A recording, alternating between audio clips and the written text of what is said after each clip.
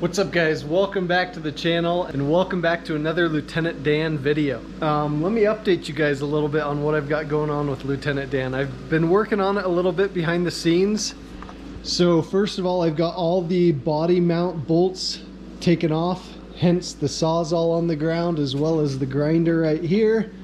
They did not come out without a fight. I got the heater box completely cleaned out. Here's the old heater core that I cleaned, but I found someone selling locally brand new heater cores for 13 bucks. She had 20 of them. I bought 2 of them just to have a spare, but that's gonna be nice to have a brand new heater core in there. So all cleaned out.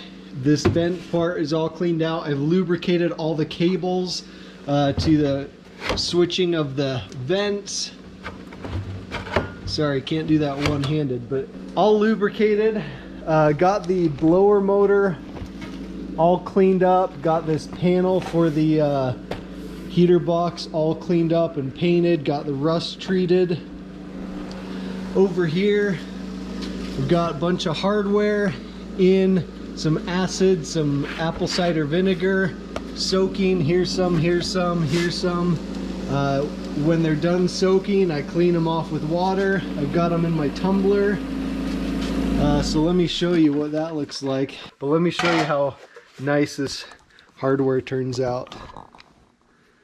Right there, this was all rusty and nasty. So pull it all out of there and it just looks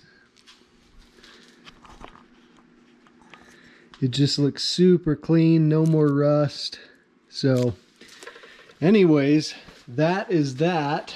You'll see right here too, I've got the gas pedal and the clutch and brake pedal assembly right here kind of drying.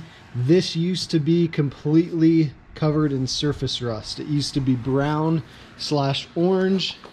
And you can see that that is not the case anymore. So I'm going to be doing full videos on the products I'm using for all this stuff, to clean the hardware, to treat the rust. I've got a couple different products that I'm using based on the situation I encounter. So stay tuned for those videos because it's very good information and it should be helpful for you guys. What else? We're going to be doing more stuff on the trucks. I got a part I needed for the red crew cab. I got a new tool we're going to try out to fix some plastics that I've had a lot of people ask about, so I bought something to test it and hopefully it works. But we got a ton of stuff going on right now, so if you are new to the channel, make sure to subscribe, and if you haven't yet, make sure to like this video.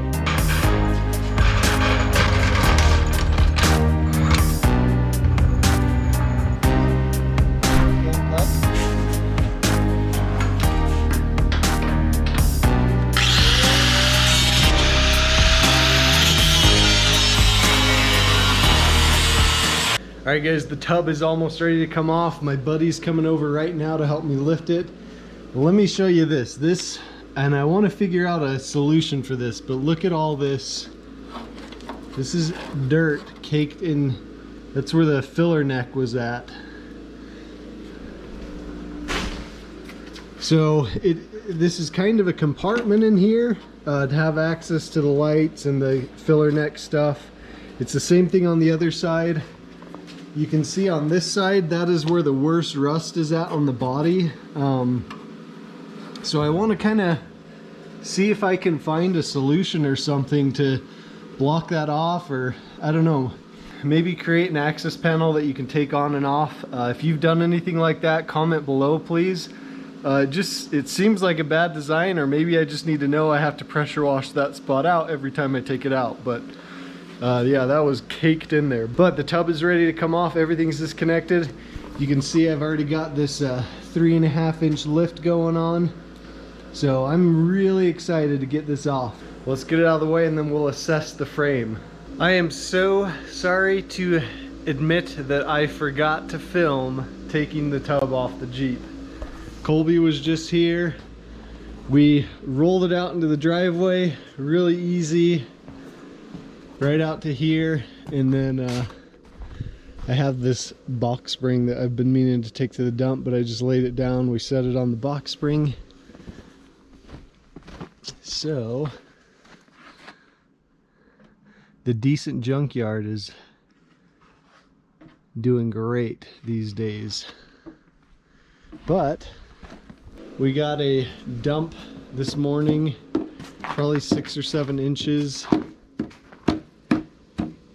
Kids are loving it, but that means very little driving the trucks for a while. You can see the plow came through, already put salt brine down, nasty stuff. So let me show you the frame. So it makes sense, but the frame up in the front of the Jeep is in much better condition than as we move back, and I assume that's because, you know, driving it in the winter, it gets, you know, throws up all the salt and stuff and gets all over the rear of the frame. But honestly, the integrity of everything is still really, really good. A lot of flaking here, but again, nothing that's structurally affected. I'm actually really impressed too. All the brake lines and fuel lines are all, you know, they have surface rust on them, but they're all in really good shape. So the exhaust, obviously, I'm gonna actually, probably the next thing I do is gonna be pull the exhaust out, pull this heat shield out, put some liquid wrench PB blaster on all the bolts for the lines, maybe pull those off and clean them up. But honestly, I told you guys in the beginning, this isn't gonna be a full restoration, and these lines are in better condition than I was anticipating. So I may pull them off, clean them up, and then treat them with the product that I'm using for the surface rust. All in all, this is not bad. If it hadn't snowed 6 inches, I would pull this out right now and pressure wash it, but I'm gonna have to wait till it gets above freezing again. So we'll just pull stuff off and make what progress we can and just keep going. It's really fun just making progress little by little. We're gonna get to the wiring harness later because I'm kind of entrenched in this and enjoying it. So we'll do what we can, keep the motivation up and keep going. So here we go.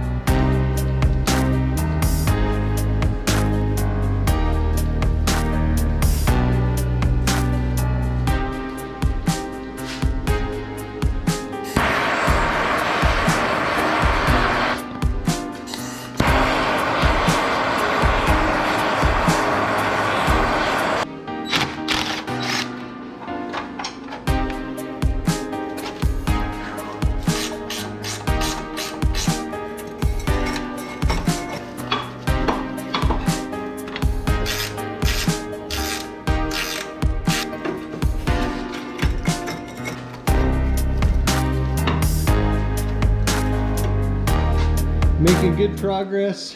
Got the rear shocks off, got all the fuel lines off, breather hose off. What else? Got this heat shield off. That was kind of a pain in the butt. So the exhaust is ready to come off. I think I'm just gonna have to grab the grinder and cut it up into pieces just to make it easier. But it's coming apart nicely. So what I do when I pull something off, all I do is come over here, mark a bag. So these are the bolts for all the line tie downs. I put them in that apple cider vinegar in a container, set it right on that bag so I know which parts they are. I don't label the container because I'm reusing them for different bolts, so I'd rather label the bag that they're going to go into when they're done. And then I've just kind of got this assembly line going here, waiting to hop in the tumbler. So these have been in here for about 2 days. These are pretty much done. These I put in today and these I put in today. So got the seat belt bolts in there too. So just kind of got an assembly line. This thing's been running 24/7 since I got it, and it's doing really well. So if you want one of these, I'll put a link in the description below. It was like 50 bucks on Amazon, and I got the media from Harbor Freight cheaper than anywhere else. So anyways, making good progress. Let's get the exhaust out and then start working on the frame. I think as far as pulling stuff off, The exhaust is probably the last thing I'm going to pull off. I don't think I'm going to pull the brake lines off. They're still in really good shape, so I'll wire brush them, treat them. They're still very flexible, so I think that's the last of what I'm really going to pull off, and then I'm just going to treat it. Like I said, this isn't a frame off restoration. We're going to preserve this. We're going to get it touched up, make it last another 20-30 years. Who knows, maybe down the road when I've got more time, more money, or my son gets more interested, we'll pull it apart again and do every nut and bolt. But for this time around, it's such an easy thing to work on that I wouldn't mind doing this again in 15 years. So here we go, let's keep going.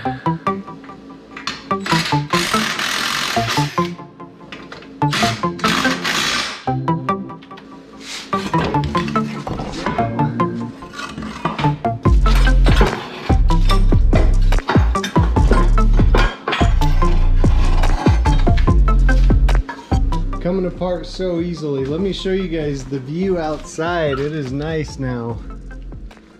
This is pretty cool.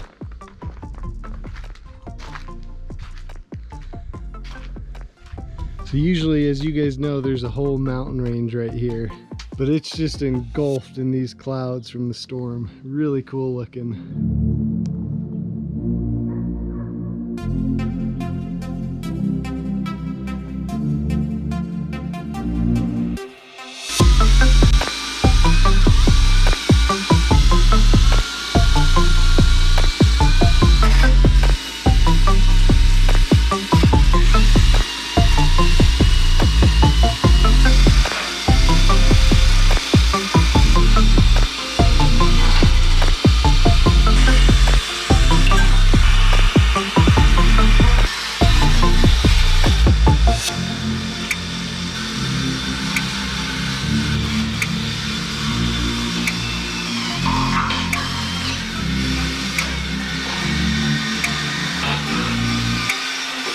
Alright guys, we have the frame completely ready to start treating it. Now what I'm going to do, I'm going to put out a video after this one to show you what I'm doing to treat the surface rust on all these parts on the Jeep. So I'm going to demonstrate that on the fuel lines for you, and that way I don't have to explain everything I'm doing on the frame. So stay tuned for that video, and then we're going to start getting everything done on the frame. So I hope you guys are enjoying this build. I'm loving this build. It's really fun. If you haven't yet, make sure to like the video. That really helps out the channel. And if you're new, make sure to subscribe here.